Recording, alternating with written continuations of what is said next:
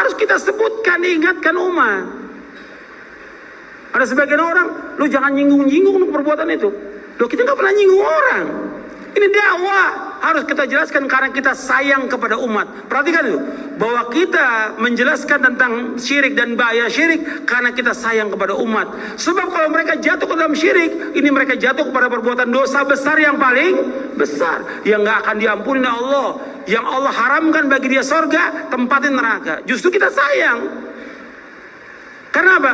Orang-orang ziarah kubur wali dan wali tertentu, atau kiai tertentu, atau habib tertentu, mesti ada tujuan. Nggak mungkin tidak. Kalau ziarah kubur, di mana aja ziarah kubur boleh. Kubur kaum muslimin, mengucapkan salam, mendoakan mereka agar kita ingat kepada apa? Kematian. Itu aja. Tapi ketika mereka ziarah ke kubur tentu, mesti ada maksud, ada tujuan. Nggak tahu ustaz atau habib dia mengatakan, ini kuburan ini di zamannya orang ini diampunkan semua dosanya orang itu. Bayangkan. Makanya dengan kita mengadakan acara di kuburan ini akan diampunkan dosa kita. Ini kan kebohongan. Ini kadzab ini. Ini pendusta. Nggak ada orang diampunkan semua dosanya. Seperti itu. Di zaman siapa? Ustadz ini atau syekh ini yang dikuburkan. Karena menipu umat, mengajak orang untuk menyembah kubur itu. Dia aja belum tentu diampuni dosanya yang dikubur itu, kita nggak tahu bagaimana amalnya dia. Dan orang datang ke sana, apakah si mayit dengar atau tidak? Tidak dengar. Kata Allah, in tad'uuhum la yasma'u du'aakum walau sami'u mastajabu lakum wa yawmal qiyamati yakfuruna bisyirkikum wa la yunabbi'uka mithlu khabir. Kata Allah di dalam surah Fatir, kata Allah, seandainya kalian berdoa kepada mereka, mereka nggak mendengar doa kalian. Antum sebagai penuntut ilmu terus melakukan amal soleh terus, para dai, para ustadz juga terus istiqomah di atas dakwahnya. Artinya dakwahnya terus di atas Quran wa sunnah ala fahmi salaf. Jangan menyimpang, jangan. Terus istiqomah. Sebab yang membuat orang itu menyimpang, ya kebanyakan apa? Dari syahwat dan syubuhat. Syahwat, kecintaan dia kepada dunia, kecintaan dia kepada kedudukan, jabatan, uang, harta, perhiasan dunia, dan yang lainnya. Makanya antum hati-hati nih, jangan sampai kita menyimpang nih. Makanya ketika Imam Ibnu Qayyim menyebutkan bahwa istiqomah itu harus dilakukan untuk Allah, dengan Allah, dan berada di atas perintah Allah. Istiqomah itu tidak akan terwujud kecuali hanya untuk Allah, dengan Allah, dan berada di atas perintah Allah. Antum lihat halaman 69. Halaman 69.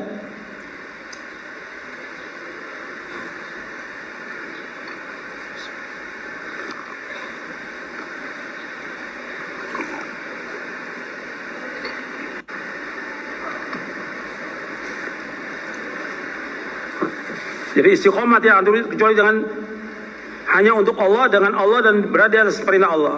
Hanya untuk Allah maksudnya ikhlas. Jadi seorang penuntut ilmu dia harus ikhlas, seorang dai juga harus ikhlas dalam dakwahnya. Harus karena Allah, bukan karena dunia, bukan karena ingin mengumpulkan harta dia dakwah, bukan. Bukan ingin mendapatkan uang, bukan. Atau dakwah ingin dapat kedudukan atau jabatan, bukan. Sebab Allah menyebutkannya dalam Al-Quran tentang ikhlas, wa ma umiru illa liya'budullaha mukhlishina laudin. Dan tidaklah mereka diperintah untuk beribadah kepada Allah melainkan dengan ikhlas. Tidak, mereka diperintah untuk beribadah kepada Allah dengan ikhlas. Dan juga dalam dakwah Allah menyebutkan, qul hadhi sabili ad'u ila Allah ala basiratin ana wa man ittaba'ani wa subhanallah wa ma ana minal musyrikin. Dalam surah Yusuf ayat 8. Katakanlah, ini jalanku, ini caraku, ini mengajak manusia ke jalan Allah dengan dasar ilmu dan keyakinan aku dan orang-orang mengikuti aku. Maha suci Allah, dan aku tidak termasuk orang-orang yang berbuat syirik. Kalimat ad'u ila Allah, kata Syekh Muhammad bin Abdul Wahhab rahimahullah, at-tanbih alal ikhlas, mengajak manusia dengan ikhlas. Jadi dakwah itu mengajak manusia ke jalan Allah. Ad'u ila Allah, mengajak manusia. Antum nanti lihat itu surah ke-12 surah Yusuf ayat 108. Dicatat. Jangan bengong, dicatat. Gitu. Nanti lihat di rumah. Dibaca ulang tuh di rumah. Jadi mengajak manusia ke jalan Allah, bukan mengajak manusia kepada golongan atau kepada pribadi kita supaya orang-orang fanatik kepada kita. Nggak boleh. Supaya orang dia ikut apa katanya, nggak boleh. Nggak boleh juga mengajak manusia kepada kelompok atau kepada ormas, nggak boleh. Dakwah ila Allah, bukan kepada ormas, bukan kepada partai. Mengajak manusia ke jalan Allah. Perhatikan itu, dakwah ila Allah. Allah selalu menyebutkan kalimat dakwah dengan kalimat ila Allah. Wa man ahsanu qawlan mimman da'a ila Allah. Qul hadhihi sabili ad'u ila Allah. Ud'u ila sabili rabbika. Semua kalimatnya ke jalan Allah, bukan kepada kelompok, bukan. Ini dakwah yang benar, yang orang nanti akan bisa istiqomah di jalan ini. Jadi kita lakukan karena Allah. Kemudian dengan Allah, maksudnya senantiasa minta tolong kepada Allah, karena kita akan mungkin bisa melaksanakan istiqomah kecuali dengan pertolongan Allah. Makanya Allah berfirman, iyyaka na'budu wa iyyaka nasta'in. Hanya kepada Engkau kami beribadah, hanya kepada Engkau kami mohon pertolongan. Karena kita nggak akan mungkin bisa melaksanakan ibadah kepada Allah dengan benar kecuali dengan pertolongan Allah. Antum bisa duduk di tempat ini, Allah yang tolong. Dan saya bisa menyampaikan ilmu, Allah yang tolong. Nggak akan mungkin kita bisa kalau Allah nggak akan tolong. Dan kita bisa istiqomah dan lurus dengan pertolongan Allah. Maka Nabi bersabda SAW, ihris ala ma yanfa'uka wasta'in bila wala ta'jaz. Berkemauan keras kepada yang bermanfaat bagi kamu. Kemudian minta tolong kepada Allah, jangan lemah. Nggak boleh lemah, nggak boleh malas. Kemudian asas perintah Allah yaitu istiqomah di atas manhaj yang benar, yang lurus. Jadi nggak boleh di atas manhaj yang menyimpang, di atas kelompok-kelompok, nggak boleh. Kita di atas jalan yang lurus. Ajaran Quran dan Sunnah ala fahmi salaf ini lurus. Dakwah ini nggak pakai label apa-apa, nggak ada. Nggak ada labelnya. Nggak ada pemimpinnya dakwah ini. Pemimpinnya siapa? Rasulullah SAW. Udah, kita ikut jalan itu. Jangan bikin lagi kelompok-kelompok, jangan. Jangan lagi bikin aturan-aturan yang akan membuat manusia menyimpang dari jalan Allah. Dan harus perhatikan bagi manusia bahwa dalam jalan ini mesti ada penghalang. Penghalang istiqomah itulah syubhat dan juga syahwat. Itu di halaman 75. Syahwat dan syubhat. Makanya antum hati-hati itu. Syubhat. Sekarang kita masuk poin yang ke-9. Wasilah atau cara supaya kita bisa teguh dan tegar di atas istiqomah.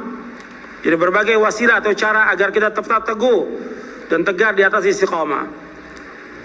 Bab yang ke-9.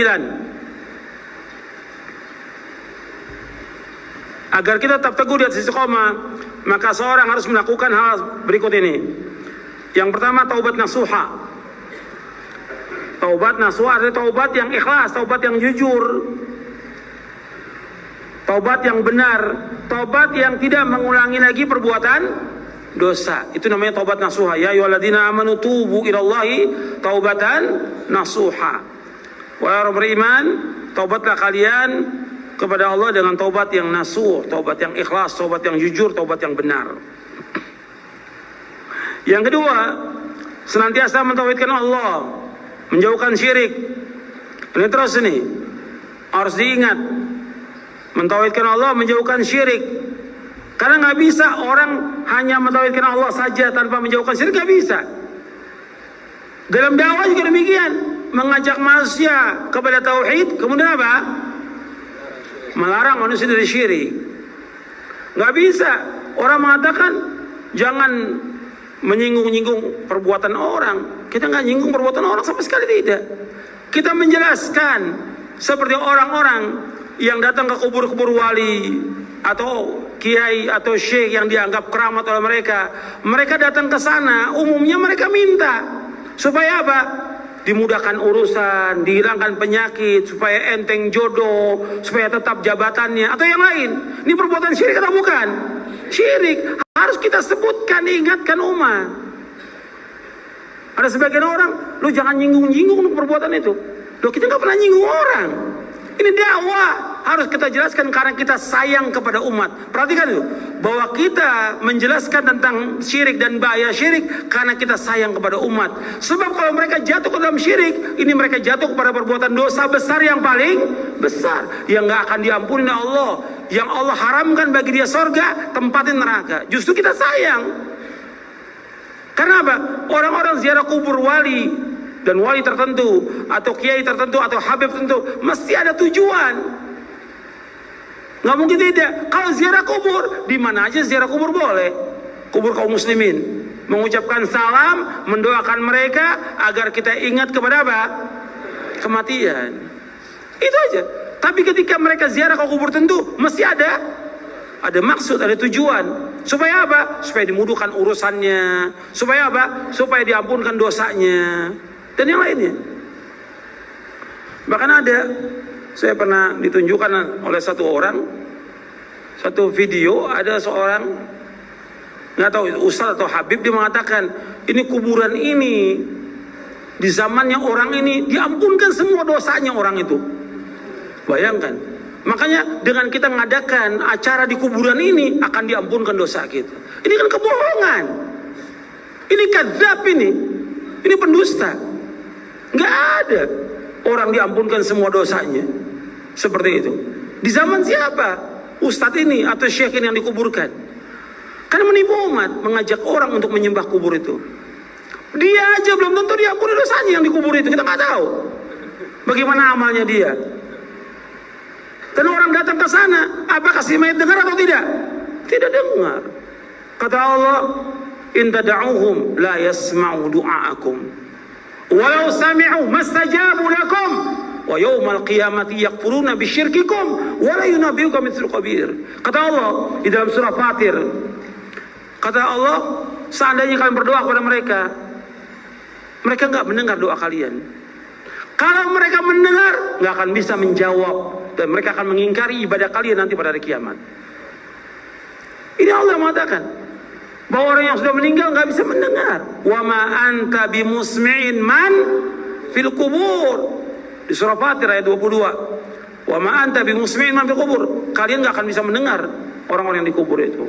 Tapi orang berbondong-bondong jutaan yang datang ini ke kuburan, ini syirik, perbuatan syirik. Ini justru yang akan mendatangkan petaka, musibah, bala dari Allah kepada bangsa ini. Kalau kita nggak ingatkan, justru kita ingatkan supaya kita selamat dunia akhirat. Kenapa? Ajak mereka iman, ajak mereka bertakwa. Kalau syirik dan dibiarkan kesyirikan dengan berbagai macam alasan, ini nenek moyang, ini kebiasaan atau tradisi, justru Allah akan turunkan azabnya kepada bangsa ini.